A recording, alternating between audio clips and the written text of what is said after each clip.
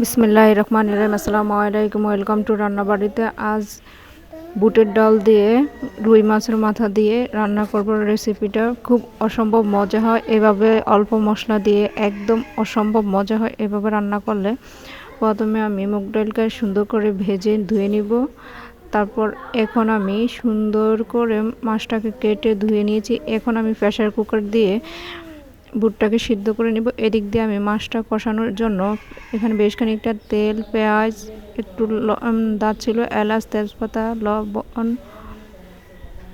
আদা বাটা, রসুন বাটা, জিরা বাটা দিয়ে মশলাটাকে কষিয়ে পরিমাণ মতো যে যার পছন্দ মতো ঝাল, হলুদের গুঁড়া দিয়ে এখন একটু পানি দিয়ে তারপর দিয়ে দিব ধনে গুঁড়া। দিয়ে মশলাটা কষানো হলেই দিয়ে দেব মাছগুলো একটু বেশ খানিকটা সময় কষানো শেষ হলে দিয়ে দিব সিদ্ধ করে আগের থেকে রাখা বুটগুলো দিয়ে হালকা একটু পানি দিব। এখানে বেশি পানি দিব না, কারণ আমার অলরেডি সিদ্ধ হয়ে গেছে আর মাছটাও অলরেডি রান্না হয়ে গেছে।